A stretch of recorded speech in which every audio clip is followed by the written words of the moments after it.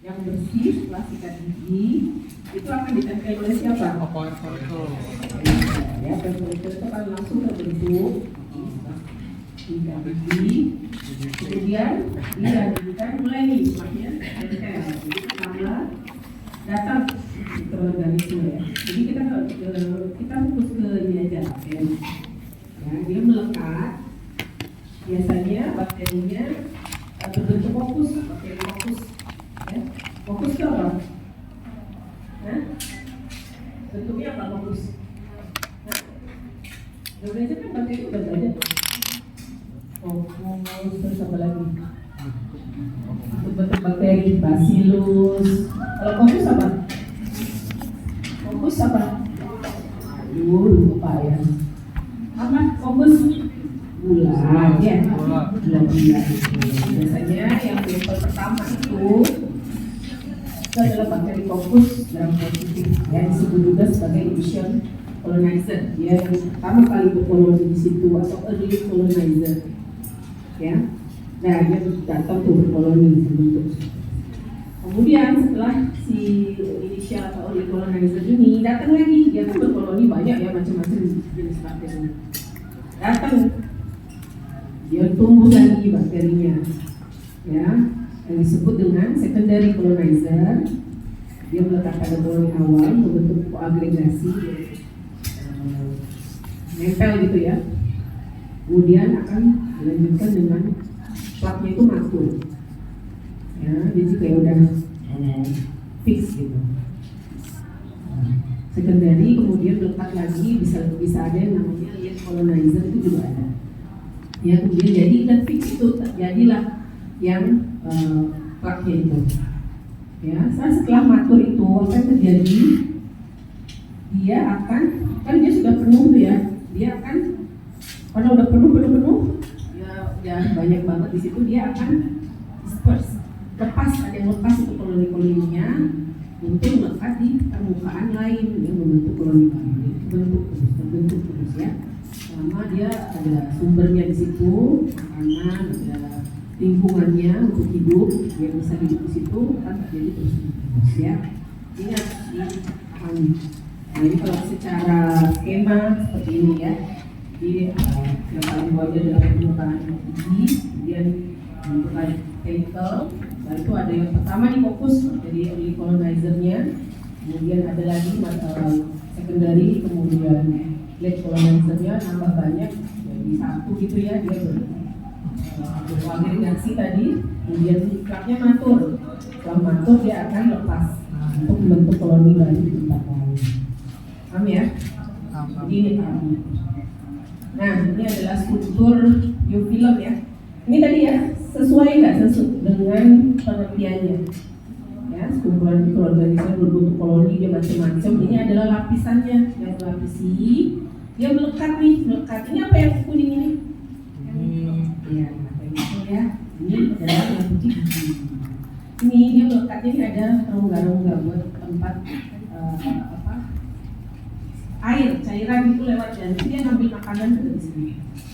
Ya, ini skemanya seperti ini, dan ini ada secara mikroskopis. Ini ada yang bulat, ada yang panjang, itu mungkin Isobacterium, kemudian nanti ada yang agak lebih itu univalis, gitu ya. Nah, ini lokasinya dan berhubungan dengan penyakit. Jika dia terletak di gigi, ya, gigi. Nah, nanti dia bisa menyebabkan apa kalau di gigi? Gigi biasanya menyebabkan Aries. Aries juga sama ya, itu ada plak yang biasa kita lihat supragingiva itu menyebabkan karies. Kalau di akar, di subgingiva, yang di akar bisa karies juga di akar, sama. Nanti beda dari bakterinya aja ya. Kalau karies apa biasanya? Fokus bukan ya. Menghasilkan asam. Kemudian kalau di jaringan lunak, gingiva gitu ya, dia kalau terletak di margin ya, ingat lagi margin di mana menyebabkan gingivitis. Namun kalau dia sampai ke dalam-dalam gingiva, jelas itu nanti bakteri ini juga akan lebih virulen ya, akan menyebabkan kerusakan yang lebih dalam di jaringan periodontal, jadi menyebabkan gingivitis. sama ya, kayak tadi, terus hanya berbeda di bakterinya ada gram positif fakultatif dan juga ada gram negatif fakultatif dan juga ada yang anaerob. Untuk yang gram positif fakultatif seperti fokus ya, pertama-tamanya bisa dilihat di awal-awal. Kemudian gram negatif fakultatif ini dia masih bisa lah ya, tengah-tengah. Tapi kalau yang harus benar-benar di dalam seperti IVA, dia sifatnya biasanya apa? Anaerob itu apa? Oksigennya gimana?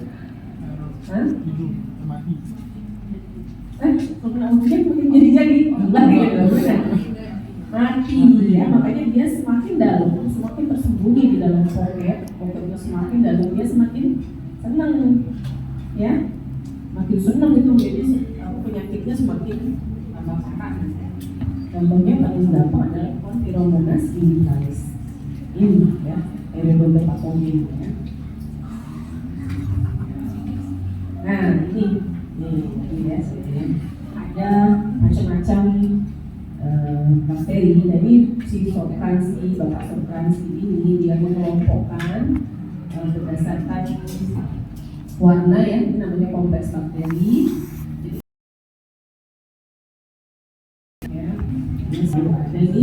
Jadi ada beberapa jenis, beberapa kelompok ya.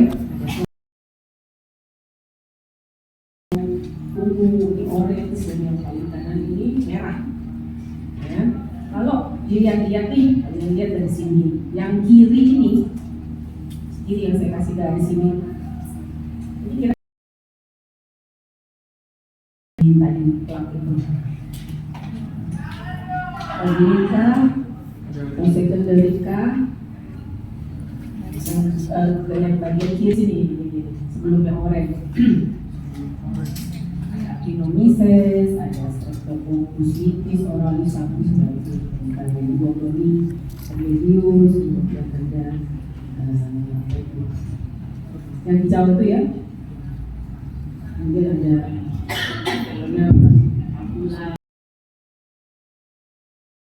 ada di mana di dalam plak itu dia sebagai apa? Koloni yang mana? Yang awal kah? Yang secondary kah? Atau yang late kah? Awal? Tadi kan sudah tahu ya, yang merah ini kira-kira ada Pedigree itu apa? Anaerob ya? Anaerob ya, harus di dalam sekali ya. Jadi urutannya ini yang kiri ini biasanya yang early ya, terus early di awal-awal gitu, dia masih bisa kalau kena oksigen ya.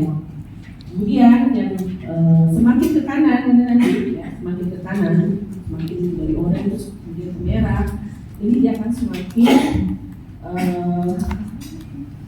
virulen ya, perioditis ya. Jadi kemudian setelah yang pertama ini recolonizer, kemudian datang si orange kompleks ya, ada Pseudomonas, Pseudomonas dan lain-lain.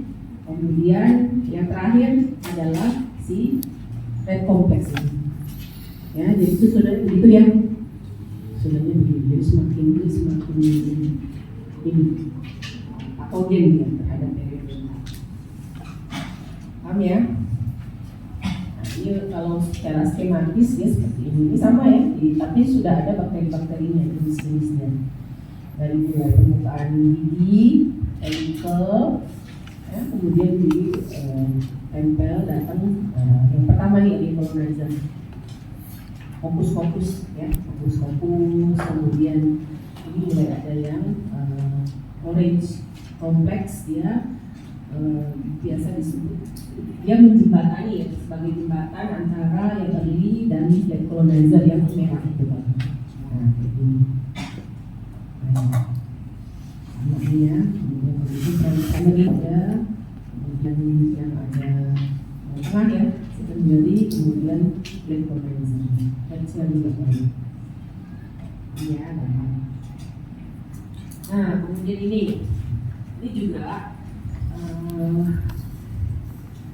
apa sih hubungan plak dengan penyakit periodontal? Kan kita tahu tadi ya, plak itu adalah etiologi apa?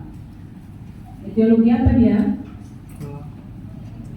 Kan tadi udah banyak etiologi lokal dibagi menjadi etiologi, inisiasi dan disposisi. Inisiasi dan disposisi. Inisiasi tadi ada plak bakteri ya, plak isinya bakteri. Dan jadi hubungan plak apa? Dia yang menyebabkan penyakit periodontal ya, gingivitis maupun periodontitis. Menginisiasi, pasti ada penyebab plaknya, pasti ada bakterinya, ya, pasti ada yang memulainya itu si bakteri ini. Ada beberapa hipotesis yang menyebutkan bagaimana hubungan si plak ini bisa menyebabkan penyakit. Ya, yang pertama adalah hipotesis non-spesifik. Dia menyebutkan bahwa semua bakteri di dalam plak menyebabkan penyakit. Pokoknya terserah mau bakteri apapun itu pasti menyebabkan penyakit. Ya, ditentukan oleh peningkatan jumlah. Jadi semakin banyak bakteri, berarti penyakitnya akan semakin parah. Ya, pokoknya jadi kalau begitu orang dengan oral hygiene yang buruk itu akan semakin parah dibandingkan orang hygiene yang sedang aja kayak bersihnya enggak. Begitu ya. Jadi semakin banyak si plaknya ini kerusakannya, penyakitnya semakin parah. Itu namanya non spesifik. Pokoknya yang penting jumlahnya banyak, apapun itu bakterinya. Paham ya? Nah, kemudian ada lagi yang mengukarkan hipotesis non spesifik nih, counternya nih. Nah, menurut si ini, hipotesis spesifik ini hanya beberapa spesies mikroba yang terlibat aktif dalam penyakit. Jadi nggak semua tuh kan di dalam mikroba itu sebenarnya banyak. Jadi misalnya tadi di plak tadi ya ada banyak itu dari kiri ke kanan itu banyak mikrobanya. Jadi tidak semua itu yang menyebabkan penyakit. Ya, patogenisitasnya itu akan tergantung meningkatnya atau adanya mikroorganisme tertentu. Jadi tergantung kualitas. Jadi misalnya kalau plaknya banyak, tetapi kalau yang membuat periodontitis tadi apa? Periodontal patogen yang utama tadi apa? Contohnya? Porphyromonas vivalis. Tapi plaknya banyak, tapi PB-nya dikit. Nah itu parah atau enggak? Enggak. Jadi adanya spesies yang tertentu, yang spesifik yang bisa menyebabkan penyakit. Ya, jadi ini tidak tergantung dari jumlah, ini tergantung pada bakteri spesifik ya, mikroorganisme tertentu. Gitu. Jadi beda ya, paham ya bedanya di mana? Nah, setelah itu muncul lagi ada yang disebut dengan ecologic plak hypothesis. Ya, apa itu? Ini yang terbaru. Soalnya ada konsep dysbiosis. Jadi ecologic plak hypothesis ini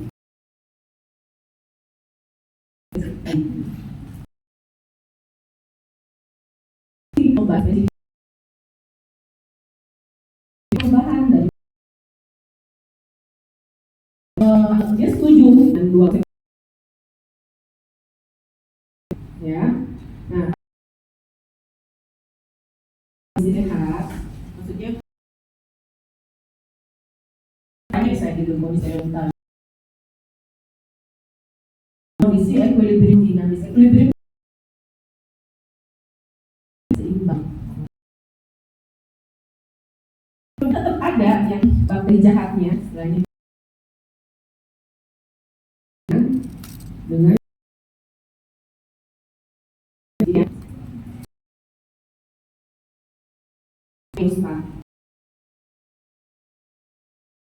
homeostasi itu dalam keadaan yang seimbang. Nah, misalnya nanti biolog sub tinggi dalam kondisi equilibrium akan dihadap gitu. ini tidak akan apabila ada gangguan kemudian mudah tidak bagus, tidak ada gangguan.